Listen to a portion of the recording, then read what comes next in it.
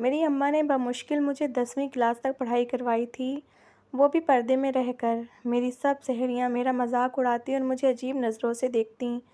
कोई मेरे साथ ना बैठता था। मैं अम्मा से लड़ती और उनको कहती कि मैं पर्दा नहीं करूँगी। एक दिन अब्बा ने मेरी ये बात सुन ली और उस दिन से अब्बा ने मुझे घर पर बिठा लिया। मैं हर वक्त घर से बाहर जाने के बहाने तलाश करती। एक दिन मैं माँ से ज़िद करके अपनी सहेली के घर चली गई, जो पास में ही था। मैं जैसे ही उसके घर दाखिल हुई, सहेली की पूरी फैमिली बैठी टीवी देख रही थी, जहाँ बहुत अच्छी फिल्म चल रही थी। मैंने उस दिन से पहले कभी टीवी नहीं देखा था। मैं उस हीरोइन को बहुत गौर से देख रही थी, जो बहुत खूबसूरत लग रही थी। मैं भी अपनी सहेली से मिली और फिल्म देखने बैठ गई। मैं फिल्म देखने में इतनी मगन थी कि कब दिन से शाम हो गई मुझे पता ही नहीं चला।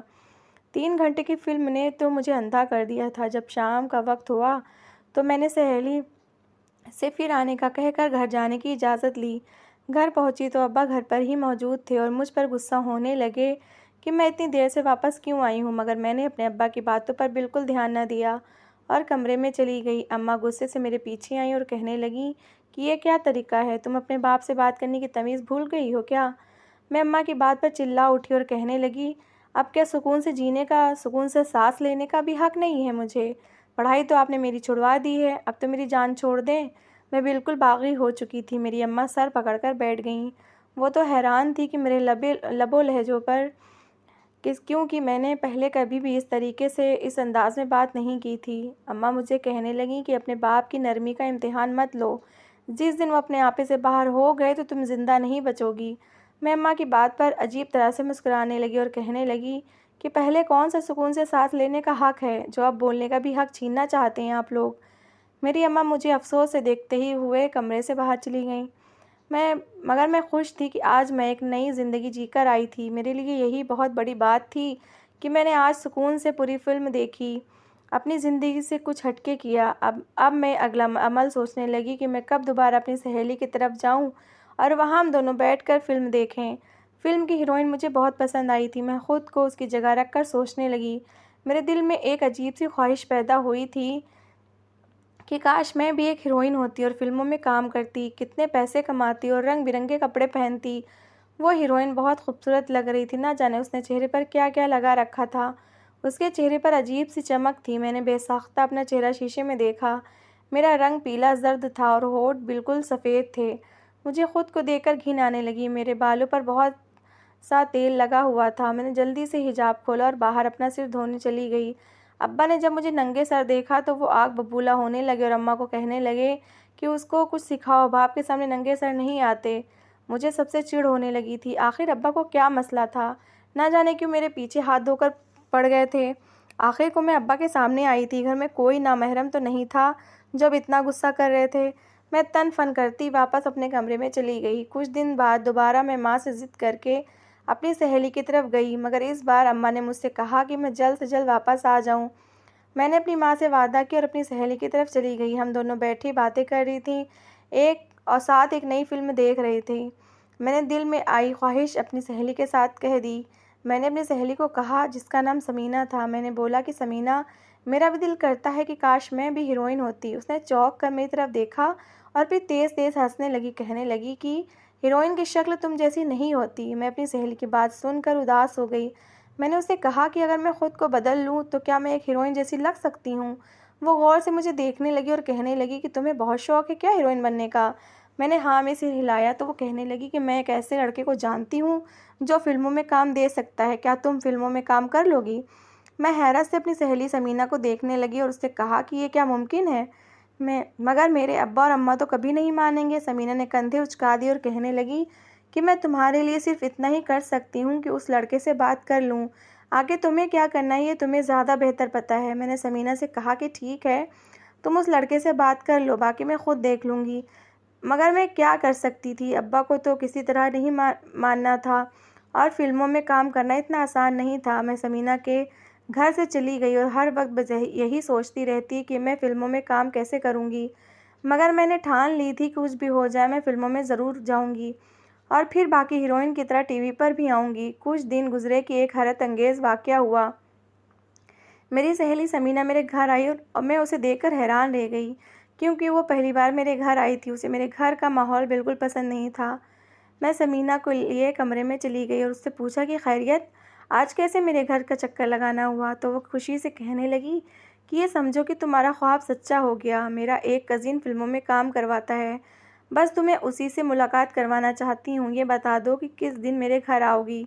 मैं अपने कज़िन को बुला लूँगी और तुम उससे मिल लेना और फिर वो तुम्हें फ़िल्मों में काम दिलवा देगा। बाकी तुम्हारा हुस्न दिखाना वो सब टीवी चैनल्स वालों का काम है। मैं तो खुशी के मारे उछलने ही लगी थी। समीना ने खबर ऐसी ही सुनाई थी। मैंने समीना से वादा किया मैं बहुत जल्द उसके घर चक्कर लगाऊंगी। समीना ने कहा कि 2 हफ्ते बाद उसकी अम्मा अब्बा शहर से बाहर जा रहे हैं और 2-3 दिन वहीं रुकेंगे। तुम कुछ इस तरह करो कि अपने अम्मा अब्बा को मना लो और 2-3 दिन के लिए मेरे घर आ जाओ। मेरा कज़िन तुम्हें सब सिखा भी देगा और तुम्हें काम पर भी लगवा देगा। मैंने अपनी सहेली से कहा कि रुकना तो मेरे बस से बाहर है, मगर मैं रोज़ाना तुम्हारे घर ज़रूर आ सकती हूँ। अभी हम दोनों बात ही कर रहे थे कि मेरी अम्मा मुस्कुराते हुए कमरे में दाखिल हुईं और कहने लगी, कहाँ जाने की तैयारी है? मैं एकदम से घबरा गई कि कहीं अम्मा ने सारी बात तो नहीं सुन ली। मैंने अम्मा से कहा कि कहीं नहीं, समीना के अम्मा और अब्बा कुछ दिन के लिए दूसरे शहर जा रहे हैं। तो वो घर पर अकेली ही थी, तो वो कह रही थी कि मेरे घर कुछ दिन के लिए रहने आ जाओ। अम्मा चौंक गई और कहने लगी, तुम्हारे अम्मा अब्बा तुम्हें साथ कहीं क्यों नहीं लेकर जा रहे हैं?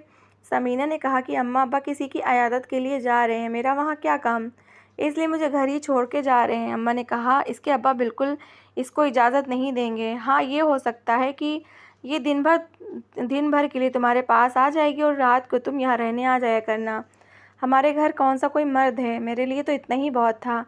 समीना के चेहरे पर भी अजीब सी चमक थी। समीना कहने लगी कि बहुत शुक्रिया आंटी, मैं ऐसे ही करूँगी कि रात आपकी तरफ रहने आ जाऊँगी और दिन भर फरीहा मेरी तरफ रहने आ जाया करेगी। अब तो सब ठीक हो गया था। मैं बस अपना ख्वाब पूरा होने से एक कदम दूर थी। 2 हफ्ते बाद मैं अपनी सहेली के घर गई तो वहाँ उसका कज़िन भी आया हुआ था। उसका कज़िन तो बहुत अजीब सा था। वो मुझे बहुत अजीब नज़रों से देख रहा था। मैंने अभी नकाब भी नहीं उतारा था। मेरी सहेली मुझे कहने लगी, अपना ये चेहरा तो दिखाओ, फिल्मों में ऐसे नकाब में काम नहीं मिलेगा। और दोनों हंसने लगे। मैंने झिझकते हुए अबाया उतारा और वहीं शायद मेरी ज़िंदगी का सबसे बदतरीन दिन था। मैंने अपना अबाया उतारा तो समीना का कज़िन मेरे पास आया और मेरे हाथ पकड़ लिए। मैं एकदम डर गई और कहने लगा कि मुझे तुमसे मोहब्बत है। मैं हैरान सी समीना के कज़िन को देखने लगी। मेरा पूरा जिस्म काँप रहा था। तो वो एकदम से तेज़-तेज़ हंसने लगा और कहने लगा कि ऐसे तुम फिल्मों में काम करोगी? पहले खुद में इतना कॉन्फिडेंस तो पैदा करो। और फिर वो मुझे फिल्मों में काम करना सिखाने लगा। समीना के अम्मा अब्बा को 3 दिन की जगह 1 हफ़्ता वहाँ रहना पड़ गया। बस उस 1 हफ़्ते में मुझे समीना का कज़िन बहुत अच्छा लगने लगा। वो मेरे साथ बहुत अच्छे तरीके से बातचीत करता, हम दोनों हंसी मजाक करते और वो मुझे बहुत सा काम सिखा चुका था। एक दिन वो मुझसे कहने लगा कि तुम्हें सबसे ज़्यादा किस बात का शौक़ है? मैंने कहा, मुझे फ़िल्मों में काम करने का शौक़ है। समीना के कज़िन दानिश ने फ़िल्मों में रोल दिलाने का वादा कर लिया था, मगर उसने मुझसे एक शर्त रखी थी कि ये काम करने के लिए तुम्हें मेरे साथ बड़े शहरों में जाना होगा। उसके बाद मैं एकदम से चौंक गई और पूछा कि यहाँ रहकर काम करना मुमकिन नहीं है? तो मेरी बात पे वो हंसने लगा और कहने लगा, नहीं, बड़ी फिल्में बड़े शहरों में ही होती हैं, मगर मैं शहर से दूर तो नहीं जा सकती। मैंने दानिश से कहा कि मैं यहाँ से कैसे जाऊँगी? मेरे अम्मा अब्बा तो किसी तरह भी इजाज़त नहीं देंगे। वो कुछ देर सोच में पड़ गया और फिर कहने लगा कि क्या तुम मुझसे मोहब्बत करती हो? उसकी बात पर मैंने नज़र झुका के और हल्का सा सर हाँ में हिला दिया। उसने कहा कि मैं भी तुमसे मोहब्बत करता हूँ, तो क्यों ना हम दोनों भागकर शादी कर लें। ऐसे तो तुम्हारे अब्बा ना तो इस रिश्ते के लिए मानेंगे और ना ही फिल्मों के लिए, और तुम यहाँ सारी ज़िंदगी तरसती रहोगी और फिर तुम्हारे अम्मा अब्बा तुम्हारी एक उम्र गुजार जाने के बाद एक बड़े से उम्र के इंसान से तुम्हारी शादी कर देंगे। उसने मेरी ज़िंदगी का नक्शा ऐसा खींचा कि मैं एकदम से काँप गई। मैंने थोड़ी देर सोचा, फिर उससे कहा कि ठीक है, मैं तुम्हारे साथ भागकर शादी करने के लिए तैयार हूँ, क्योंकि मेरे पास कोई दूसरा चारा नहीं था। मैं ऐसी ज़िंदगी नहीं गुजार सकती थी जिसमें हर वक्त की हर काम में टोका टाकी लगती रहे। अगले दिन जाके मैं अपने घर से कुछ कपड़े छुपा कर समीना के घर ले आई। अम्मा ने मुझसे कई बार पूछा कि शॉपर में क्या है, तो मैं माँ से कहने लगी कि इसमें मेरे कुछ पुराने कपड़े हैं। समीना के घर कोई उसकी जानने वाली आती है जिसे कपड़ों की ज़रूरत है, बस उसे ही देने जा रही हूँ। अम्मा ने कहा कि तुम्हें काफ़ी दिन हो गए हैं समीना के घर जाते हुए।